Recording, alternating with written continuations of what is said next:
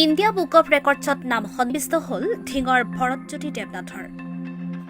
বাঁহ শিল্পৰ বাবে ইণ্ডিয়া বুক অৱ ৰেকৰ্ডছত জিলিকিল ভৰতজ্যোতি দেৱনাথ। বাঁহ শিল্পৰ বাবে ইণ্ডিয়া বুক অৱ ৰেকৰ্ডছত নিজৰ নাম সন্নিৱিষ্ট কৰিবলৈ সক্ষম হ'ল ধিঙৰ এজন উদ্যমী যুৱক। নাম তেওঁৰ ভৰতজ্যোতি দেৱনাথ। ঘৰ ধিঙৰ বেতকাটি গাঁৱত। এইজন উদ্যমী যুৱকে সৰুৰে পৰাই বাঁহৰ বিভিন্ন সঁজুলি তৈয়াৰ কৰি ভাল পাইছিল। বাঁহৰ কাঠি কামি কৰি সাজি উলিয়াইছিল ঘৰত ব্যৱহাৰ হোৱা প্ৰতিটো সঁজুলি। তাৰ মাজতে ভৰতে সাজি উলিয়াবলৈ যত্ন কৰিছিল অসমীয়া অংকীয়া ভাওনাত ব্যৱহাৰ কৰা ভগৱান শ্ৰীকৃষ্ণৰ পোছাকযোৰ।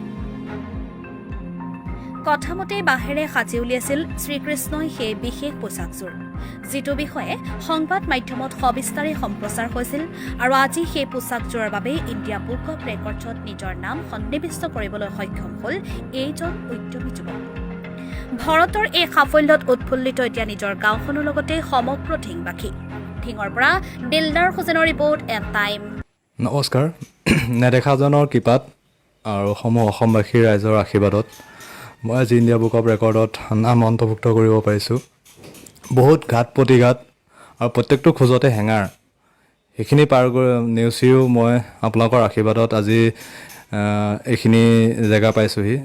আৰু মোৰ ক'বলগীয়া বৰ বিশেষ একো নাই। এইখিনিয়ে যে মই যিখিনি কৰিছোঁ, মই কষ্ট কৰিছোঁ হয়, কিন্তু তাত আপোনালোকৰ আশীৰ্বাদটো জড়িত হৈ আছে আজি এইটো পৰ্যায় পাবৰ কাৰণে।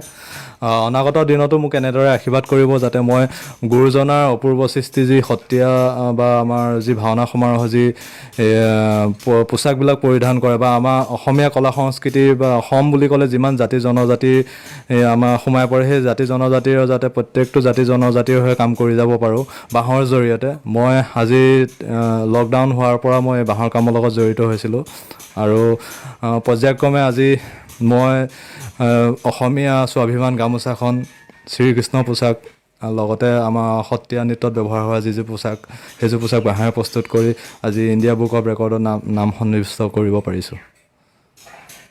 এয়া আঁৰত আপোনাৰ কোন কোন আছে? এয়া আঁৰত প্ৰথমতে মোক ক'ব লাগিব মোৰ পৰিবাৰ, মোৰ ছোৱালী, মা, লগতে মোৰ সাংবাদিক বন্ধুখিনি সকলেও মোক বহুত সহায় কৰিছে। মোৰ সফলতা আঁৰত অকল মোৰ পৰিয়ালটোৱে নহয়, মোৰ শুভাকাংক্ষীখিনিও আছে।